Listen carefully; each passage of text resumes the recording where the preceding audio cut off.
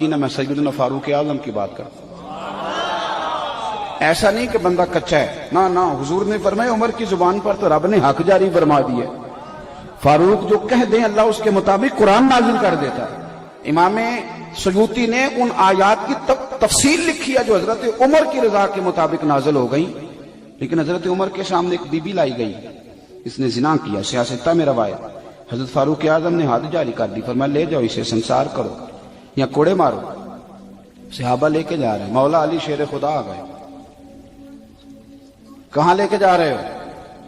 حضور اس پر حضرت عمر نے حد لگائی ہے، فرمایا عمر کو تم نے بتایا تھا کہ یہ تو بیچاری دیوانی ہے، یہ تو ذہنی طور پر کمزور ہے، یہ تو مجذوب ہے، اسے تو پتہ ہی کو نہیں، یہ بتایا تھا؟ حضور نہیں، فرمایا عمر نے پوچھا تھا؟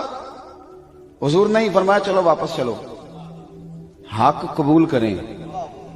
حضرت مولا علی شیر خدا واپس لائے، فرمایا عمر فیصلہ کرتے ہو پوری بات کیوں نہیں پوچھتے؟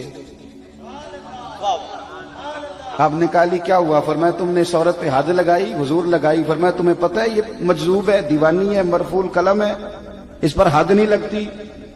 عرض کی کہ حضرت عمر فاروق فرمانے لگے مجھے تو پتہ ہی نہیں، تو آپ فرمانے لگے پہلے پتہ کیا کرنا پھر معاملہ طے کیا کر۔ تو حضرت عمر نے کوئی بہانہ نہیں کیا، بہانے بھی ہوتے ہیں نا، انہیں مینوں صحیح نہیں گل دسی، اے بندے نے مینوں انج کیا سی، کوئی بہانہ نہیں لگایا۔ عمر نیچے اترے اور سجدے میں گر گئے، یا اللہ عمر کو معاف کر، یا اللہ عمر کو معاف کر دے۔ اور پھر چمکتے ہوئے جملے سیدنا فاروق اعظم کے فرمانے لگے لوگو آج اگر علی نہ ہوتا تو عمر ہلاک ہو جاتا، آج اگر علی نہ ہوتا تو عمر ہلاک ہو جاتا۔ بات کو سمجھیں، آپ قبول کریں اگر آپ تک، شکر کریں حق اگر کسی تک آ گیا، حق کو مانیں اور ڈٹنا سیکھیں اور حق بات کہنا سیکھیں۔ حضرت عمر فاروق رضی اللہ تعالیٰ عنہ کے زمانے میں بھی کچھ معاملات ایسے ہوئے۔ امام غزالی نے لکھا ہے کہ ایک نوجوان شراب چھپا کے نا اپنی چادر کی اوٹ میں تو حضرت عمر کے سامنے سے گزر رہا تھا، شراب چھپا کے۔ میں اکثر کہتا ہوں کہ آج بھی کوئی منع کرنے والا ہو تو لوگ منع ہونے کو تیار تو ہیں، پر ہم منع کرنے کو تیار نہیں ہوتے۔ اگر ہمارے کہنے پہ بڑی بڑی محفلیں ہو سکتی ہیں تو ہمارے کہنے پہ داڑھی بھی پوری ہو ہی سکتی ہے، لیکن ہم کہتے ہی نہیں، مزاج ہی نہیں، اس طرف لاتے ہی نہیں۔ ہمارے کہنے پر اگر بڑے بڑے چندے لوگ دے دیتے ہیں تو امید ہے نمازی بھی ہو ہی جائیں گے۔ توجہ دلانے کی، حضرت عمر کے زمانے میں بھی یہ مسئلہ ہوا۔ میری باتوں کی سمجھ آ رہی ہے سارے دوستوں؟ ایک نوجوان جا رہا ہے، شراب چھپائے تو سیدنا فاروق اعظم نے تلوار نکالی ہوئی، یہ کیا ہے، کدھر جا رہے ہو؟ تو وہ کہنے لگا حضور وہ نا سرکہ ہے میرے پاس، اور اندر دعائیں مانگ رہا ہے، یا اللہ آج عمر سے بچا لے، آج کے بعد شراب نہیں پیوں گا۔ اندر دعائیں مانگ رہا ہے، اللہ عمر سے بچا لے، آج کے بعد شراب۔ حضور سرکہ ہے، سرکہ۔ حضرت عمر کہنے لگے کھولنا ذرا، چادر کھولی تو بوتل میں واقعی سرکہ نکل آیا۔ وہ الحمدللہ الحمدللہ پکار کے چلنے لگا۔ ایک روایت میں نے ایسی بھی پڑھی کہ جب وہ جا رہا تھا تو حضرت عمر نے آواز دی، فرمانے لگے عمر سے ڈر کے توبہ کی ہے تو شراب کا سرکہ بنا ہے، اگر تو رب سے ڈر کے توبہ کرتا تو اللہ نے اس کو شہد بنا دینا تھا اور تیرے کام آ جاتا۔ کوئی ہونا تو چاہیے نا منع کرنے والا۔ اور ایک بات اور آپ سے عرض کروں، جب آپ تک حق آ جائے تو اسے قبول بھی کرے گا، حق آ جائے تو اسے۔ حضرت عمر کا زمانہ تھا، مصر فتح ہو گیا، حضرت عمر بن عاص گورنر بنے۔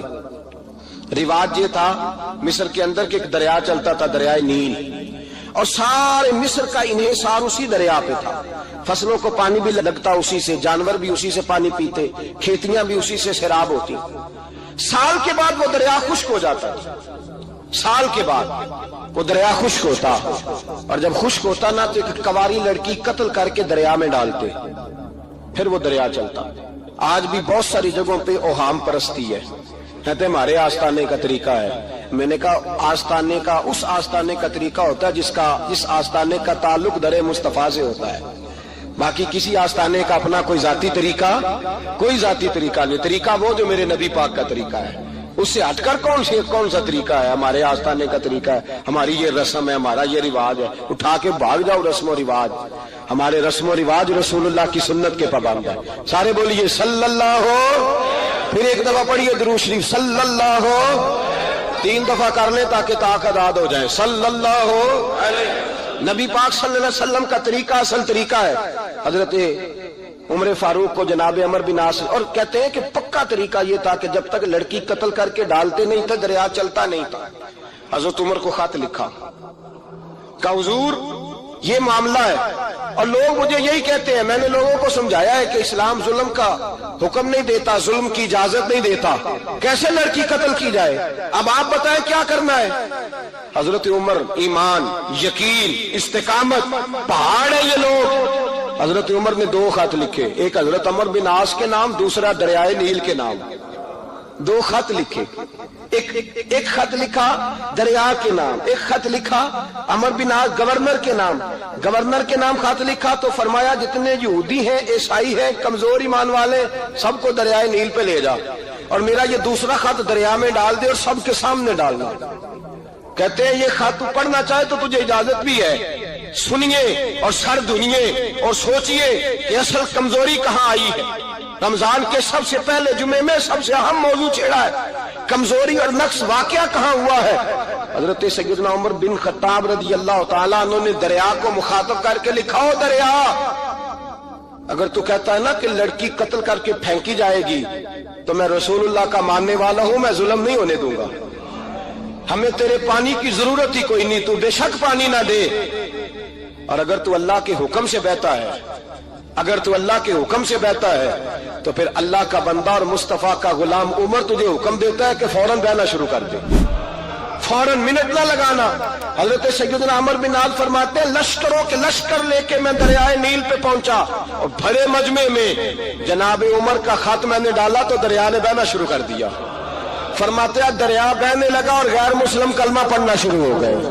لوگ مجھے کہنے لگے کیا دکھایا ہے جو کلمہ پڑھ رہے ہیں؟ تو میں نے کہا دکھایا کچھ بھی نہیں، یہ حضرت عمر کے ایمان کی قوت کی برکت ہے کہ بہت سبحان اللہ۔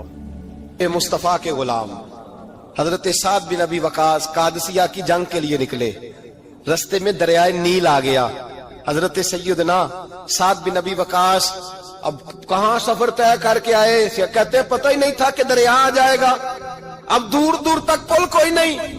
صحابہ کہتے ہیں دشمن للکار رہا، حضرت سعد بن ابی وقاص دریا کنارے کھڑے ہوئے، ایمان، یقین اور استقامت، ڈٹ گئے، کہنے لگے او دریا، اگر تو حضرت موسیٰ کی نافرمان قوم کو رستہ دے سکتا ہے، محمد عربی کے وفادار نوکر ہیں، ہم تو رسول اللہ کے ماننے والے ہیں، دشت تو دشت ہے، دریا بھی نہ چھوڑے ہم نے، بحر ظلمات میں دوڑا دیے گھوڑے ہم نے، فرمایا چھوڑ رستہ۔ صحابہ کہتے ہیں اس وقت ہم نے نعرے لگائے جب دریا نے رستہ ہی چھوڑ دیا۔ کہتے ہیں پھر اللہ رسول پر ہم ذکر کرنے لگے، درود پڑھنے لگے، دریا سے رستے بن گئے۔ فرماتے ہیں 10,000 کا لشکر گزر گیا، اس پار جب گیا نا تو حضرت سعد بن ابی وقاص نے پھر مجمع پہ نظر ڈالی، فرمایا کسی کی کچھ ہے تو نہیں رہ گئی پانی میں، کوئی دریا میں چیز تو نہیں رہ گئی؟ ایک صحابی کہنے لگے میرا مٹی کا پیالہ رہ گیا ہے۔ یار ذرا دیکھیے انداز دیکھیے، مٹی کا پیالہ، او یار چھوڑ پرا، مٹی کا پیالہ کیا ہوتا ہے؟ اب تو مٹی کے پیالے کی بات کرے گا، چھوڑ دے، کیا کرتا ہے؟ اس نے کہا پیالہ میرا رہ گیا ہے۔ حضرت سعد بن ابی وقاص کہنے لگے کیوں ہمارا پیالہ رہ جائے، ہم رسول اللہ کے نوکر ہیں۔ ایمان، یقین اور استقامت کی دولت۔ پھر دریا کی طرف دیکھا، کہنے لگے چل یار ہمارا پیالہ بھی واپس کر دے۔ صحابہ کہتے ہیں دریا کی لہر آئی اور پیالہ بھی واپس کر گئی۔ اور میرے بھائی جب ایمان کی دولت، یقین کی دولت، اعتماد کی دولت، حضرت عمر فاروق رضی اللہ تعالی عنہ، حضرت سیدنا ابو موسیٰ اشعری کہتے ہیں کہ میں نے نا صفائی کی، مال غنیمت کی میں نے صفائی کی تو 1 دینار مجھے نا کہیں پڑا ہوا مل گیا، تو فرماتے ہمیں اجازت ہوتی تھی کہ 1 دینار ہم اپنی مرضی سے کہیں خرچ کر سکتے تھے، اگر آپ ناراض نہ ہوں تو ہمارے ہاں جب چیئرمین صاحب، ناظم صاحب ٹھیکے دیتے ہیں تو ٹھیکیدار ان کا چھوٹا بھائی ہوتا ہے یا چچا کا بیٹا ہوتا ہے یا خالہ کا بیٹا ہوتا ہے، وہ خود ناظم ہوتے ہیں اور ان کا چھوٹا بھائی ٹھیکیدار ہوتا ہے، یعنی وہ نا سارا کچھ گھر کے اندر ہی رہتا ہے، گھر کے اندر ایک پیسہ دیتا ہے، دوسرا واپس اس کو واپس کر دیتا ہے، گھر کے اندر ہی۔ اب تو خیر ہمارے لوگ سمجھدار ہو گئے، ایک بندہ ایک سیاسی جماعت میں ہوتا ہے، دوسرا دوسری میں، اور تیسرا جس کی بھی حکومت آئی حکومت تو ہماری رہے گی نا، ایک بندہ تو ہے نا اس جماعت میں۔ یہ اچھا لوگوں نے ایک طریقہ نکالا ہے۔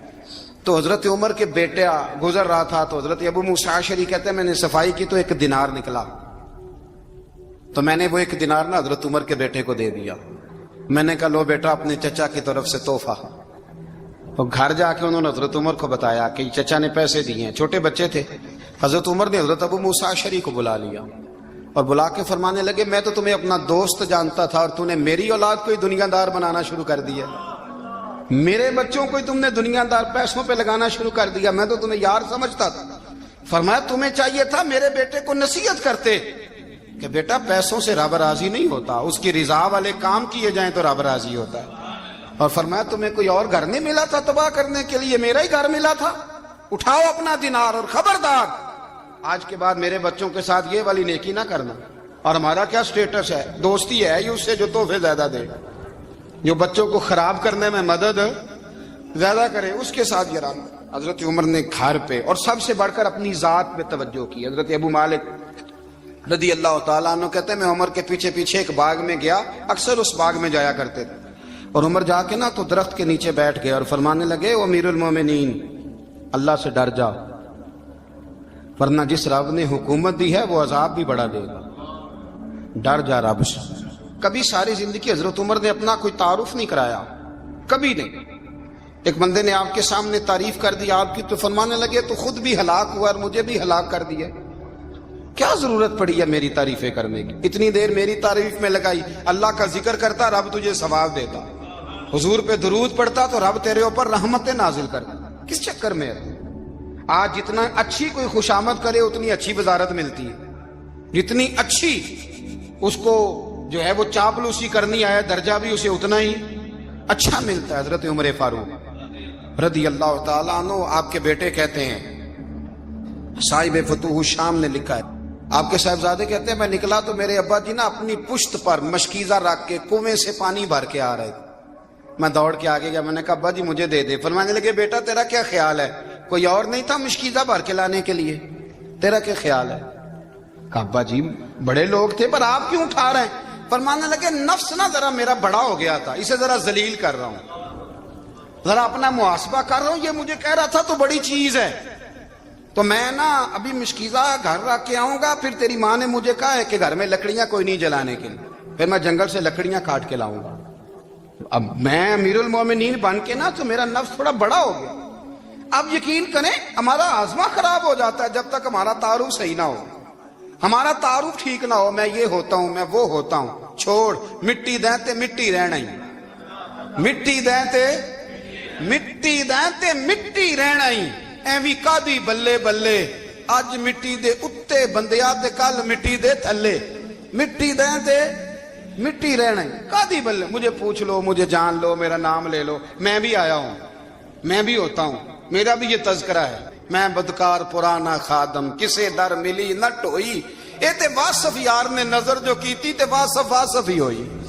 یہ تو بڑی بات کی بات ہے، تو بات کی بات ہے صاحب، ورنہ من نانم کے من نانم، جو ہم ہیں اس کا ہمیں پتا تو ہے نا بھائی.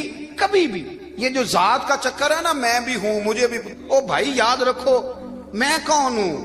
یہ جو نام نمود اور یہ خواہشیں اور یہ جو وقار، یہ تو کمزور لوگوں کا طریقہ ہے. جس کو اپنا تعارف کرانا پڑ گیا اس سے بھی زیادہ کمزور کوئی ہے. فوٹو میں دکھاتا پھرتا ہے فلانے کے ساتھ فوٹو فلانے، تو کمزور بندے یہ کام کرتے. حضرت عمر فاروق اللہ اکبر، حضرت عمر جیسا بندہ 24 لاکھ مربع میل کا حکمران، اور شاہ روم کو خط لکھ کے کہتا ہے میں منت نہیں کرتا میں حکم دیتا ہوں. اتنا تگڑا بندہ. جنگ قادسیہ کے لیے حضرت سعد بن ابی وقاص کو بھیجا، فتوح الشام پڑھ کے دیکھیں. حضرت عمر بڑے پریشان ہیں، اتنے دن ہو گئے کوئی رپورٹ ہی نہیں آئی. اب تو موبائل ہے نا تو 1 منٹ کی رپورٹ لیں آپ، بلکہ آپ 1 منٹ کی فوٹو لیں، آپ رپورٹ تو دور رہ گئی. حضرت عمر فاروق رضی اللہ تعالیٰ عنہ بڑے پریشان ہیں کہ قادسیہ میں حضرت سعد بن ابی وقاص کے ساتھ لوگ جہاد کرنے گئے، رپورٹ کوئی نہیں آ رہی. اتنے پریشان تھے کہ باہر نکل کے نا اس رستے پہ بیٹھ جاتے جو رستہ قادسیہ کی طرف سے آتا تھا. اس جو بھی آتا جاتا پوچھتے جنگ کے کیا حالات ہیں. ادھر جب اللہ نے فتح دے دی نا تو حضرت سعد بن ابی وقاص رضی اللہ تعالیٰ عنہ نے نا ایک قاصد کو خط دے کے بھیجا، کہنے لگے عمر کے پاس جاؤ، انہیں اطلاع دو کہ الحمدللہ اللہ نے اسلام کو فتح عطا کر دی. یہ حضرت عمر کو جا کے دینا، وہ بڑے پریشان ہوں گے. وہ جو اس زمانے میں اس طرح ہوتا تھا کہ کئی دور دور سے صحابہ جو دوسرے شہروں کے ملکوں کے رہنے والے ہوتے تھے وہ بھی آ کے شامل ہو جاتے تھے جہاد میں. کوئی ایک دفعہ مدینے آیا, کوئی 2 دفعہ آیا, پھر اپنے اپنے علاقوں میں. بہت سارے لوگوں نے زیادہ دفعہ حضرت عمر کو دیکھا بھی نہیں تھا. وہ جو قاصد خط لے کے آیا تھا نا, اس نے 1 دفعہ دیکھا تھا, حضرت عمر بوڑھے ہو گئے, وہ پہچانتا نہیں تھا. میری بات کی سمجھ آ رہی ہے آپ حضرات کو؟ ادھر سے وہ خط لے کے آ گیا. حضرت عمر مدینے سے باہر نکل کے اس روڈ پہ بیٹھے تھے جو قادسیہ سے آتا تھا. جب اس آدمی کو آتے دیکھا تو حضرت عمر اٹھ کے کھڑے ہو گئے, فرمانے لگے قادسیہ سے آ رہے ہو؟ وہ کیا کہتا ہے؟ پھٹے پرانے کپڑے, ٹوٹے ہوئے جوتے, سر پہ پرانی پگڑی. کہنے لگے غلام مدینے کے رہنے والے ہو؟ حضرت عمر کہنے لگے ہاں مدینے کا ہوں. کہا میں قادسیہ سے آیا ہوں, الحمدللہ اللہ نے اسلام کو فتح دے دی ہے, الحمدللہ کفر کی کمر ٹوٹ گئی ہے. اس نے یہ بات کر کے تو گھوڑے کو ایڑی لگائی, گھوڑا دوڑنے لگا مدینے کے. حضرت عمر بھی ساتھ ساتھ دوڑ رہے. فرمانے لگے اچھا بتاؤ خالد بن ولید کا کیا حال ہے؟ تھوڑا آگے جا کے فرمانے لگے اسامہ بن زید کیسے ہے؟ وہ کہتے ٹھیک ہے. پھر اس نے اور گھوڑا, عمر ساتھ ساتھ دوڑ رہے ہیں, ساتھ ساتھ. 24 لاکھ مربع میل کا حکمران, ایک جوتا پیر سے نکل گیا, عمر دوڑ رہے ہیں. آگے جا کے پوچھتے ہیں سعد بن ابی وقاص کا کیا حال ہے؟ کہ حضور وہ بھی ٹھیک ہے. کتنے لوگ میرے شہید ہو گئے مسلمانوں میں سے؟ کہنے لگا صحیح گنتی کا نہیں پتا. یہ لفظ ادا ہوتے ہوتے مدینے کی سرحد آ گئی. لوگوں نے عمر کو گھوڑے کے ساتھ دوڑتے دیکھا تو کہا امیر المومنین کیوں دوڑ رہے ہیں؟ وہ غلام چھلانگ لگا کے نیچے آیا, قدموں میں بیٹھ گیا. کہنے لگا حضور آپ نے بتایا ہی نہیں آپ امیر المومنین ہیں. آپ فرمانے لگے کیا بتاتا؟ میں تو اونٹ چرانے والے کا پتر ہوں, کیا بتاتا؟ وہ عمر ہوں جس نے اپنے گناہوں کا حساب دینا ہے. کیا بتاتا؟ جو سعد بن ابی وقاص کو جہاد پہ بھیج کے خود بزدلوں کی طرح گھر میں بیٹھا ہے. کیا بتاتا؟ کوئی حیثیت نہیں, کوئی تار. تو نے اچھا کیا, تو مجاہد تھا, مجھے ساتھ ساتھ دوڑایا, تو نے اچھا کیا. جتنے لوگ تھے چیخے مار کے رونے لگے. حضرت فاروق اعظم سے کہنے لگے عمر جب تک تیرے جلوے رہیں گے اللہ کامیابیاں ہی عطا فرمائے گا, جب تک تیرا رنگ رہے گا اللہ تعالیٰ نوازتا ہی رہے گا. کچھ نہیں کبھی اپنا آپ ظاہر ہی نہیں کیا. بہت بڑے تھے, بہت بڑے تھے حضرت عمر, بڑے تھے, لیکن ساری زندگی اپنے محاذ. حضرت ابو رافع غلام تھے, قرآن پاک بڑا سونا پڑھتے تھے. حضرت عمر جب بھی انہیں ملتے کہتے ابو رافع تو عمر سے اچھا ہے, قرآن بڑا شاندار پڑھتا ہے. تو وہ کہتے حضور اگر میں قرآن صحیح پڑھتا ہوں تو آپ کو قرآن کی تشریح زیادہ صحیح آتی, آپ بھی تو مجھ سے افضل ہیں. تو آپ فرماتے نہیں پھر بھی تو مجھ سے افضل ہے. کیوں؟ اس لیے کہ تو اپنے غلام اپنے آقا کی نوکری بھی ٹھیک کرتا ہے اور رب کی عبادت بھی ٹھیک کرتا ہے, اور مجھے خالص صرف عبادت کرنی ہوتی ہے وہ بھی ٹھیک نہیں کر پاتا. ساری زندگی اپنا محاسبہ, ساری زندگی اپنے گریبان میں دیکھا, ساری زندگی اپنے آپ کو پرکھا, اپنے آپ کو ٹٹولا. 62 سال عمر بیت گئی. حضرت حذیفہ بن یمان ایک صحابی تھے, میرے نبی کریم علیہ السلام نا ان سے راز کی باتیں کرتے تھے. ہر بندے کا ہاضمہ ٹھیک نہیں ہوتا, سب سے راز کی بات نہیں کرنی چاہیے. حضرت حذیفہ بن یمان کہتے ہیں حضور راز کی باتیں بتاتے. مدینہ منورہ میں جو منافقین تھے ان کی لسٹ بھی نبی پاک نے حضرت حذیفہ بن یمان کو دی تھی. جب کوئی مشکوک آدمی مر جاتا نا تو صحابہ کہتے ہیں ہم دیکھتے اگر حضرت حذیفہ نے جنازہ پڑھا ہے تو ہم بھی جنازہ پڑھ لیتے. نبی پاک نے بھی کچھ جنازے نہیں پڑھے. ترمذی میں ہے, فرمایا عثمان سے جو بغض رکھے اس کا جنازہ نہیں پڑھیں گے. حضرت حذیفہ بن یمان اگر جنازہ پڑھتے تو لوگ پڑھتے, وہ نہ پڑھتے تو لوگ جنازہ نہ پڑھتے. حضرت حذیفہ بن یمان کہتے ہیں جناب عمر فاروق کی خلافت کے آخری ایام تھے, کچھ دنوں کے بعد وہ شہید ہو گئے. فرماتے آدھی رات کا وقت تھا, میں گھر میں سویا تھا بڑا بے فکر, اچانک میرے دروازے پہ دستک ہوئی, میں گھبرا کے اٹھا. اتنی رات کو کون آیا؟ کہتے ہیں قربان جاؤں, دروازے پہ گیا تو امیر المومنین فاروق اعظم دروازے پہ. میں نے کہا عمر کوئی حکم تھا تو مجھے بلا لیتے. کہنے لگے میں نا امیر بن کے نہیں آیا, تیرا ویر بن کے آیا ہوں. امیر المومنین کی حیثیت سے سرکاری کام سے بلاتا تو وہاں بلاتا, مجھے ایک ذاتی کام پڑ گیا.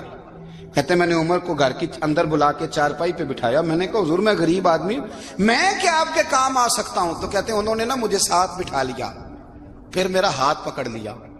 کہنے لگے تو عمر کو جانتا ہے؟ عمر جھوٹ نہیں بولتا. تو جانتا ہے؟ عمر وعدوں کا پکا ہے. کہا حضور جانتا ہوں. کہا میں اس وقت آیا ہوں جب دیکھ بھی کوئی نہیں رہا.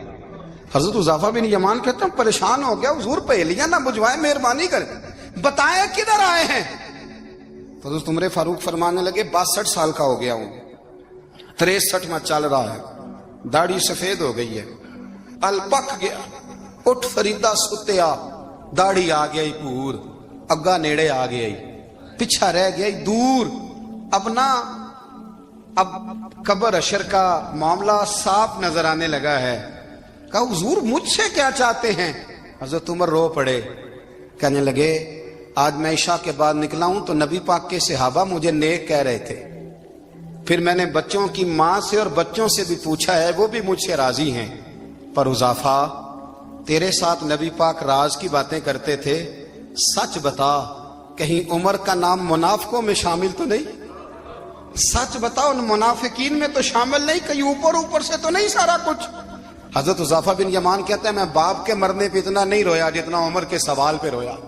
میں قدموں میں بیٹھ گیا, میں نے کہا نہیں عمر, یہ تو میں نے نہیں سنا, لیکن یہ میں نے نبی پاک سے ضرور سنا ہے کہ میرے بعد اگر کوئی نبی ہوتا تو عمر ابن خطاب ہوتا.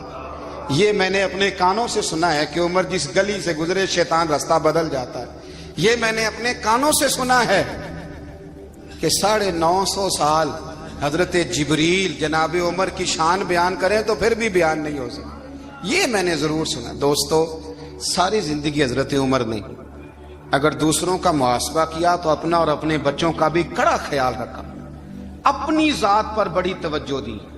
جو لوگ اپنا بھول جاتے ہیں نا, ہمیں اپنی صحت کا بڑا خیال ہے لیکن اپنی روحانی زندگی کا کوئی خیال نہیں ہے, قلبی زندگی کا کوئی تصور نہیں ہے. آپ یقین کریں موٹا آدمی کمزور ہونے کے لیے جدوجہد کر رہا ہے, کمزور طاقتور ہونے کے لیے, لیکن جس کو کتنے دن بیت گئے اللہ رسول کی یاد میں رویا ہی نہیں, کتنے دن بیت گئے نعت سننے کو دل ہی نہیں چاہا, جسے مہینوں بیت گئے اور قرآن پاک کی طرف نظر ہی نہیں گئی, وہ فکر مند ہی نہیں. زندگی زندہ دلی کا نام ہے, مردہ دل کیا خاک جیا کرتے ہیں. بھائی حضرت عمر کی زندگی دور حاضر میں ہمیں یہ سبق دیتی ہے کہ کڑی نگرانی رکھو اپنے پودوں کی, کڑا خیال رکھو اپنے ذاتی باغ کا, اور یہ جو تمہارے دل کی دنیا ہے یہ تمہاری روح کی زندگی ہے, اس کا محاسبہ کرتے رہو. نبی کریم علیہ السلام نے فرمایا اپنا حساب خود کر لو قبل اس کے کہ تمہارا حساب کیا جائے. اپنا حساب بولیے, اپنا حساب. ہم ساری دنیا کا حساب کرتے پھرتے ہیں, کوئی کہاں سے کماتا ہے کہاں کھاتا ہے, پر اپنا حساب حضور نے فرمایا حساب کر لو قبل اس سے کہ تمہارا حساب. مولا علی فرماتے ہیں نماز پڑھ لو قبل اس کے کہ تمہاری نماز پڑھی جائے. یہ بڑا عجیب معاملہ ہے کہ ہم جتنے لوگ ہیں ہمارا معیار یہ ہے کہ سامنے والا غلط ہے اور میں ٹھیک. یعنی دوسرے کا بچہ گلی میں نظر آ جائے تو اس کی غلطیاں نکلنی شروع ہو جائیں گی, اور میرا بچہ سارا شہر گھوم آئے ایک ٹائر پہ موٹر سائیکل پہ, تو ہم کہتے ہیں کہ ابھی بچہ ہے, انشاءاللہ سیانا ہو جائے گا. اگر ابا جی آج تک سیانے نہیں ہوئے کہ اس کو سمجھا لیں, تو پھر بیٹے کا سیانا ہونا تو ہو سکتا ہے کہ وہ 60-70 سال لگ ہی جائیں.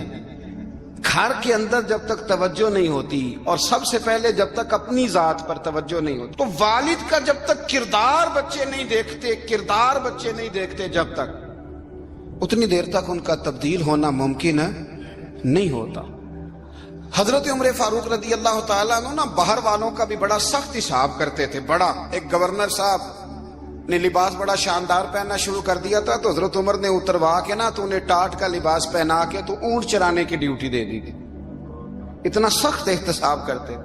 کسائی کی دکان پر بھی 1-2 گھنٹے کھڑے ہوتے تھے. جو آدمی مسلسل 2 دن گوشت خریدتا تھا نا, فرماتے تھے اس کا ٹیکس بڑھا دو, لوگوں کو دال نہیں مل رہی اور یہ روز گوشت کھاتا ہے. حضرت فاروق اعظم اس کو جزیہ کہا جاتا تھا, یا کچھ اور معاملات ہوتے تو بڑھا دیتے تھے. مسلسل جو 2 دن آدمی گوشت کھاتا تھا, فرماتے تھے مدینے میں غربت ہے, اگر یہ والا نظام تم کرو گے تو غریب لوگ کس کی طرف دیکھیں گے.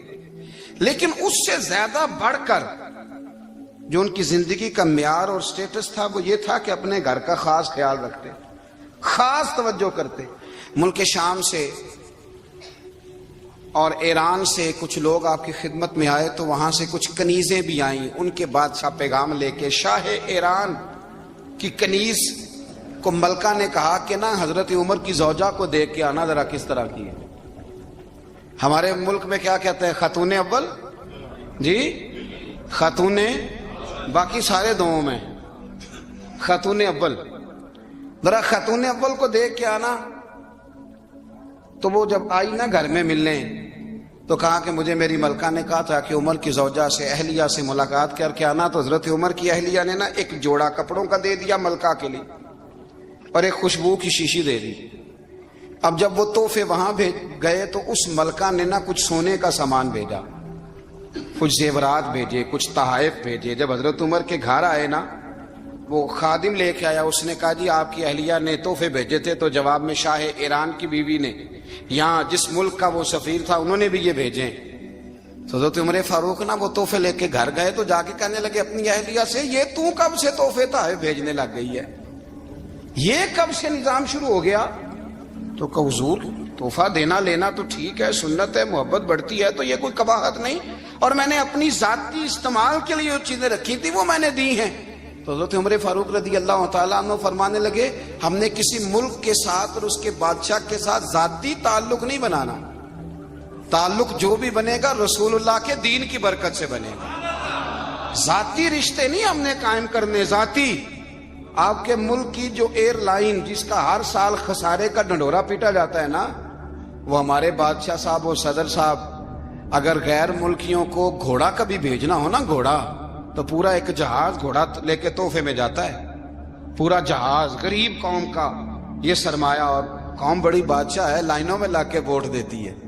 دو کام ہمیشہ لائن میں لگ کے کرنے، ایک بل لائن میں لگ کے جمع کرانا ہے اور ایک ووٹ لائن میں لگ کے، تاکہ پھر پورے 5 سال لائن میں ہی لگے رہیں. مرضی سے آپ ووٹ دینا، پر جو بات درست ہے اس کو سنو. حضرت عمر فاروق رضی اللہ تعالیٰ عنہ نے اپنی اہلیہ سے پوچھا کتنے کا تھا وہ تیرا جوڑا اور خوشبو کی شیشی؟ انہوں نے کہا 3 دینار کی. فرمایا یہ 3 دینار تیرے، اور باقی جو تحفے آئے ہیں وہ تو خود کہہ، چونکہ اس نے تیرے نام بھیجے ہیں، تو کہہ کہ میں مال غنیمت میں دیتی ہوں، تو کہہ میں مسلمانوں کو کہہ. تو زوجہ ہنس پڑی، کہنے لگی میں نہ بھی کہوں تو مجھے کہنا تو پڑے گا ہی، کہنا تو میں نے ہے ہی، کیونکہ سامنے عمر فاروق ہیں، لہذا فرمایا کہہ دیتی ہوں میں نے دیا خزانے کو. حضرت عمر نے جمع کرا لیا. میں یہ کیا بات ہوں، میرے گھر والے جو مرضی کریں، ان کا معیار زندگی جس طرح کا مرضی ہو. اور حضرت عمر ایک جملہ کہا کرتے تھے، اللہ کرے کہ یہ باتیں اس دور حاضر میں ہماری سمجھ میں آئیں. حضرت عمر فاروق رضی اللہ تعالیٰ عنہ اپنے بچوں کو فرمایا کرتے تھے کہ بہت آدمی کو بھوک لگی ہو نا، اور پھر اس کی پسند کا کھانا پکا ہو تو اتنے شوق سے وہ اس کھانے کو دیکھتا ہے نا، فرمایا اس طرح پوری قوم اپنے بادشاہوں کے خاندان کو دیکھتی ہے. اس تیزی کے ساتھ دیکھتے ہیں کہ ان کے گھر میں کیا ہو رہا ہے، ان کا معیار زندگی کیا ہے، ان کا سٹیٹس کیا ہے. سیدنا فاروق اعظم رضی اللہ تعالی عنہ نے اپنے گھر کے اندر اپنے بچوں، آپ کے بچے دونوں کاروبار کے لیے مصر گئے تو وہاں کے گورنر صاحب نے لوگوں سے، ایک بہت بڑا قافلہ گیا مدینے سے مصر تجارت کے لیے، جاتے ہیں نا آج بھی قافلے کئی ملکوں میں، تو یہ گئے تجارت کے لیے. تو حضرت عبداللہ ابن عمر، حضرت عبید اللہ ابن عمر، حضرت عمر کے دونوں بیٹے گئے. جناب عمر فاروق کے بچے جب وہاں پہنچے تو مصر کے گورنر نے نا لوگوں کو تعارف کرایا کہ یہ عمر فاروق کے بیٹے ہیں. یہ حضرت یہ چودھری کے بیٹے کو کون بتاتا ہے کہ تو چودھری کا بیٹا ہے؟ باہر والے بتاتے ہیں، گھر والے جی. اور سیٹھ صاحب کے بیٹے کو کون بتاتا ہے کہ تو سیٹھ صاحب کا بیٹا ہے؟ اور مالک کو کون بتاتا ہے کہ تو مالک کا بیٹا ہے اور یہ کرایہ دار ہے؟ یہ کون بتاتا ہے؟ یہ سوچ ہم دیتے ہیں بچوں کو. چودھری اور کمی کی سوچ، امیر اور غریب کی سوچ، مالک اور کرایہ دار کی سوچ، گھر کے مالک کی اور کام کرنے والے کی سوچ، یہ ہم دیتے ہیں. یاد رکھنا یہ ہم دیتے ہیں، یہ ہمارا مزاج ہے، یہ باہر سے نہیں آتی. تو کوئی شہزادہ ہے، تو سیٹھ ہے، تو نواب ہے، یہ سوچ باہر سے نہیں آتی. یہ اماں سوچ دیتی ہے، اماں، یہ ابا سوچ دیتا ہے. اور پھر جب تباہی اترتی ہے تو اس کے ذمہ دار بھی باہر والے نہیں ہوتے، گھر والے ہوتے ہیں، گھر والے. ہمارے بچوں کی طبیعتوں پر زیادہ نقش باہر والوں کا نہیں ہوتا، گھر والوں کا ہوتا ہے. یاد رکھیے گا. حضرت عمر فاروق رضی اللہ بچے ہیں، شہزادے ہیں، وہ کاروبار کرنے گئے اور وہاں لوگوں نے بتایا گورنر صاحب نے کہ یہ فاروق اعظم کے بچے امیر المومنین کے. لوگوں نے ان سے زیادہ مال خریدا، تجارت میں زیادہ نفع ہوا. ظاہر ہے کہ وہ آپ کے جو اللہ خیر کرے حکمران ہیں، ان کے کاروبار کتنے ملکوں میں ہیں، کس بنیاد پر ہیں؟ وہ صرف اس بنیاد پر کہ وہ حکمران رہے، ان کے لیے آسان تھا بڑے لوگوں سے تعلقات بنانا. حضرت عمر فاروق رضی اللہ تعالیٰ عنہ کے بچے ڈھیروں مال کما کے جب واپس آئے نا، تو حضرت عمر سے آ کے بچوں نے بطور محبت کا ابا جی اللہ نے بڑا ہی فضل کیا ہے، بڑا مال کمایا الحمدللہ، یہ دیکھیں کتنا نوازا ہے. تو حضرت عمر کہنے لگے سارے قافلے نے اتنا ہی کمایا ہے؟ سارے قافلے نے اتنا ہی کمایا ہے؟ کہ حضور نہیں، سارے قافلے نے اتنا نہیں کمایا، سب کو اتنا نہیں ملا. وہ تو وہاں گورنر صاحب نے لوگوں کو تعارف کرایا تھا کہ یہ عمر کے بچے ہیں، تو لوگوں نے پھر ہم سے بڑا ہی خریدا.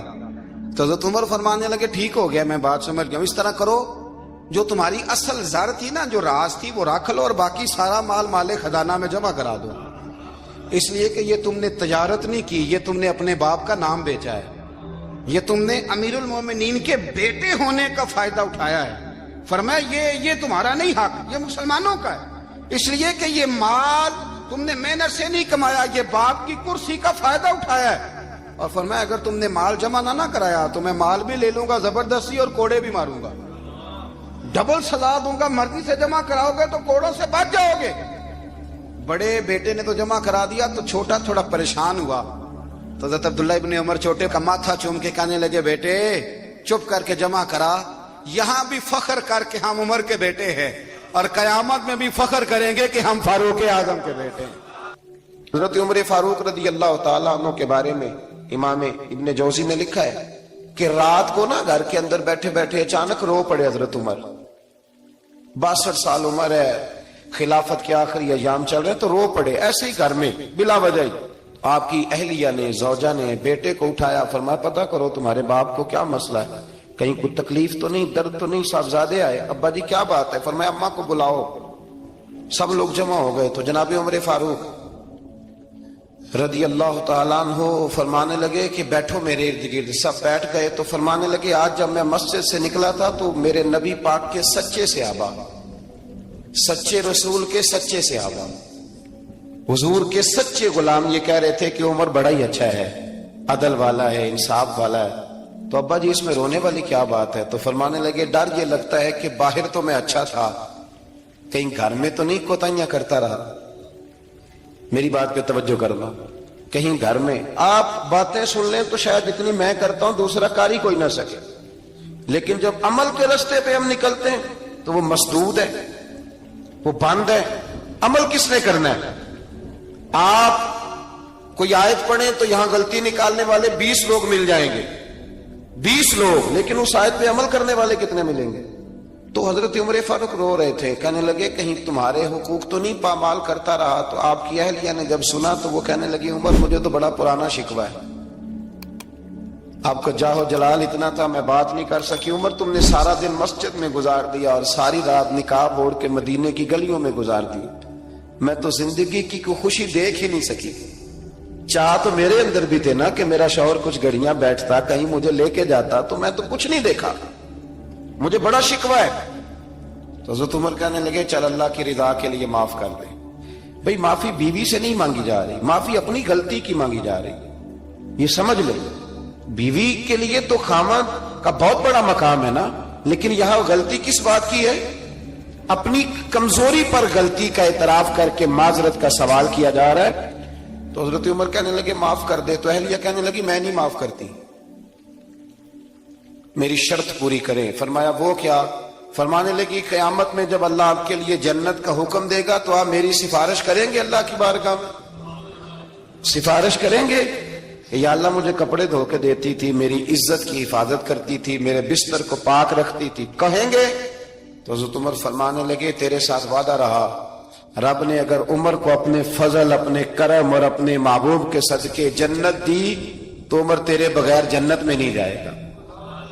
عمل کا رستہ، عمل کا رستہ. دیکھیں نا دو دفعہ استاد بات کرتا ہے، 2 دفعہ، اور کوئی زیادہ، ایک تو ہے نا کہ ایم اے اور جناب ایم ایڈ اور ایم فل اور پھر پی ایچ ڈی قسم کا استاد، ایک وہ جو matric P T C teacher ہے نا، وہ 2 دفعہ اسٹوڈنٹ کو کام کہے تو تیسری دفعہ وہ ناراض ہو جاتا ہے، کہتا ہے میں 2 دفعہ کہا ہے۔ بچے کو آپ 2 دفعہ کہتے ہیں اور اگر تیسری دفعہ کہنا پڑے تو غصہ آتا ہے نہیں آتا؟ بھئی تو نے اتنی دفعہ کہا ہے، تو سمجھ نہیں رہا بات کو۔ اور اگر اللہ کریم قرآن مجید میں سینکڑوں دفعہ کہے نماز پڑھو، سینکڑوں دفعہ، اور یہ بہانے کر رہا ہے، یہ بھی پروگرام بنا رہا ہے، پھر کہتا ہے میں بے چین رہتا ہوں، میں بے قرار رہتا ہوں۔ عمل کا رستہ اس کو اختیار کریں، آپ سکون میں رہیں گے۔ بد عمل آدمی اور بے عمل آدمی یہ ہمیشہ پریشان رہتے ہیں، ہمیشہ۔ عمل کریں، توبہ کریں تو پھر بدل جائیں، پھر تبدیلی آئے، اور یہ کوئی مشکل کام نہیں، جو بدلنے والے تھے وہ بدل گئے، بڑا کچھ کرتے تھے پر پھر وہ لوگ بدل گئے۔ حضرت فضالہ رضی اللہ تعالیٰ عنہ کہتے ہیں کہ میں بڑا دل دادا تھا عورتوں کا، اور میرا ماحول یہ تھا کہ میں قتل بھی کر لیتا تھا، معاذ اللہ چوری بھی کر لیتا تھا، اور رات میری طبیعت تھی معاذ اللہ نئی سے نئی عورت کے پاس جانا۔ کہتے ہیں ابو جہل نے اعلان کیا کہ جو نبی پاک علیہ السلام کا سر اقدس معاذ اللہ کاٹ کے لائے گا، نقل کفر نہ باشد، 100 سرخ اونٹ انعام ملے گا۔ تو میں نے ارادہ کر لیا کہ میں بہت سارا انعام حاصل کروں گا۔ قرآن مجید میں نا اللہ فرماتا ہے کہ بہت سارے لوگ ایسے ہیں جنہیں اگر میں رزق میں کشادگی دے دوں، زیادہ پیسے دے دوں، فرمایا باغی ہو جائیں، وہ سرکش ہو جائیں۔ یہ بہت سارے لوگوں کو جو اللہ تبارک و تعالیٰ اعتدال میں رکھتا ہے تو یہ ان کے لیے بہتر ہے۔ ہر بندہ دولت کے ہوتے ہوئے نیک ہو سکتا، تو یہ اللہ اگر رکھتا ہے نا اعتدال میں تو شکر کرے اللہ کا، ورنہ تو لوگ عیاشیاں کرے، پتہ نہیں کیا کچھ کر گزرے۔ تو حضرت فضالہ کہتے ہیں کہ میں نے خنجر تیار کیا اور میں نے بغل میں اس کو چھپایا، اوپر میں نے چادر اوڑھ لی۔ اب مجھے پتا تھا ظہر کی نماز کے بعد نبی پاک صلی اللہ علیہ وسلم طواف کعبہ کے لیے، بیت اللہ شریف کے طواف کے لیے جاتے ہیں۔ کہتے میں بھی اس طرف بڑھا، رستے میں نا وہ خاتون جس کے گھر میں نے رات آنا تھا، میں نے دروازے پہ دستک دی، میں نے کہا کہ تیار رہنا، تیار رہنا، آج میں بڑے پیسے لے کے آؤں گا۔ اسے میں نے یہ کہا اور پھر میں چلا گیا بیت اللہ شریف کا طواف کرنے۔ کہتے ہیں اللہ کے محبوب بھی طواف کر رہے تھے تو میں نے بھی طواف شروع کر دیا۔ ارادہ یہ تھا کہ جہاں نبی پاک علیہ السلام میرے قریب سے گزریں گے تو موقع پا کر میں حضور کے جسم اقدس پر خنجر کھونپ دوں گا اور معاذ اللہ شہید کر دوں گا۔ کہتے ہیں حضور ایک دفعہ بھی میرے پاس سے گزرے تو میں ہمت نہ کر سکا، دوسری دفعہ بھی پاس سے گزرے تو میں ہمت نہ کر سکا، تیسری دفعہ بھی گزرے تو میں ہمت، نبی کریم صلی اللہ علیہ وسلم 2-3 دفعہ گزرے تو فرماتے ہیں کہ مجھے موقع نہ ملا، اس لیے کہ حضور فرماتے ہیں اللہ نے روب کے ساتھ میری مدد فرمائی، دشمن پر میرا روب طاری ہو جاتا۔ فرماتے ہیں جب چکر پورے ہو گئے تو محبوب کریم نہ چھٹے چکر پہ فرمانے لگے فضالہ چکر ایک رہ گیا ہے، بے خبر ہو جو غلاموں سے وہ آقا گیا ہے، ایک پھیرا رہ گیا ہے۔ کہتے طواف مکمل ہو گیا تو محبوب میرے قریب آئے، فرمایا وہ کام کرتے کیوں نہیں جس کے لیے آئے تھے؟ میں نے عرض کی یا رسول اللہ کون سا کام، کیسا کام؟ اندر تو چور تھا نا، بانج فقیروں کسے نہیں ماریا، اے ہوئی چور اندر دا، اندر چور تھا نا۔ کہتے ہیں حضور نے مجھے کندھے سے پکڑ کے ہلایا، فرمایا کرتے کیوں نہیں؟ جب حضور نے ہلایا تو وہ خنجر بھی پیروں میں گرا اور میں بھی رسول اللہ کے پیروں میں گر گیا۔ میں نے کہا حضور مجھے کلمہ پڑھا دیں۔ کہتے ہیں حضور نے پہلے میرے دل پہ دست مبارک پھیرا، پھر میرے نبی نے مجھے کلمہ پڑھا دیا۔ اب نا مرید ہونے والا کہتا ہے کہ جی آہستہ آہستہ میں ٹھیک ہو جاؤں گا۔ اب وہ آہستہ آہستہ کا کیا ترجمہ ہے یہ بالکل سمجھ نہیں آتی۔ بھئی کسی بندے سے 5 لاکھ روپیہ لینا ہے تو اس سے وہ کہتا ہے جی میں آہستہ آہستہ دوں گا، 500 روپیہ دے دیا کروں گا روز کا، تو کہتے ہیں میری رقم خراب ہوتی ہے، پورے دو۔ اور نیکی کی بات جب آتی ہے تو کہتے ہیں حضرت صاحب دین اتنا سخت نہیں ہے، میں آہستہ آہستہ ٹھیک ہو جاؤں گا۔ اب میں مغرب عشاء پڑھنی شروع کر دیا میں نے، اب میں تسبیح لے لی ہے، کل میں نے بھی آہستہ آہستہ میں ٹھیک ہو جاؤں۔ یعنی رقم لینی ہو تو وہ آہستہ آہستہ قبول نہیں ہے، لیکن اور مکان کی رجسٹری اگر کرانی ہو تو مالک مکان کہے گے آہستہ آہستہ کرا لو، کہتے ہیں پیسے پورے دیے، سویرے چل اور بیان دے. یہ کیا بات ہے؟ یہاں یہ جو ہمارا ماحول تھا نا، کر لیں گے، ہو جائے گا، یقین کریں لوگ قبروں میں چلے گئے ہیں پر مسجدوں میں نہیں آئے.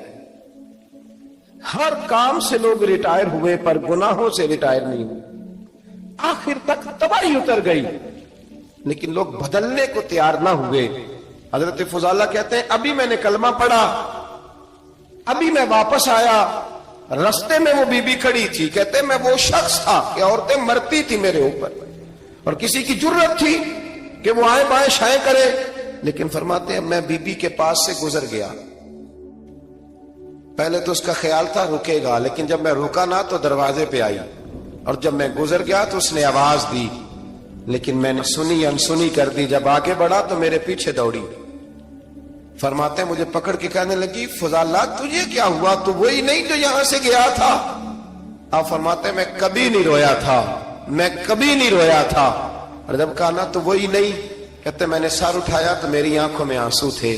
میں نے کہا میں جو گیا تھا وہ نہیں ہوں، اب تو میں محمد عربی کا غلام بن گیا، اب میں وہ نہیں ہوں. اب نہیں ہو سکتا کہ کوئی میری نظر میلی ہو جائے، یہ کیسے ممکن. اب نا اسلام کی تعریف ہم نے یہ کی ہے کہ خبردار کوئی ہمارے قریب نہ آئے. ہم کسی کو بات نہیں کرنے دیتے کہ ہم مسلمان ہیں، ہم بات نہیں کرنے دیتے. پتہ کیا بات ہے، ایک میری یہ تقریر ہوتی ہے ممبر پہ، اور ایک میرا عمل ہوتا ہے جب میں سفر کرتا ہوں، جب میں گاڑی میں بیٹھتا ہوں، جب میں دوستوں سے ملتا ہوں. جب ان دونوں باتوں میں تضاد آتا ہے نا، تضاد، تو لوگ تقریر کو جذبات نہیں کہتے، ایک فن بن جاتی ہے تقریر.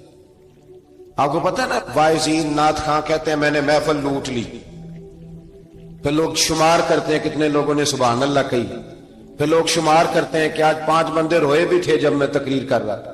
تو پھر یہ فن ہے، یہ جذبات کا اظہار.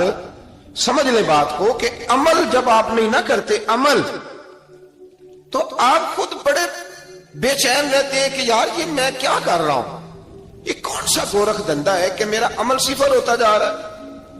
ہمارے ایک استاد تھے تو وہ فرمایا کرتے تھے کہ اگر پڑھے لکھے آدمی کو تم بے عمل دیکھو تو اس سے دور ہٹ جایا کرو ورنہ تمہیں بھی بے عمل کر دے گا.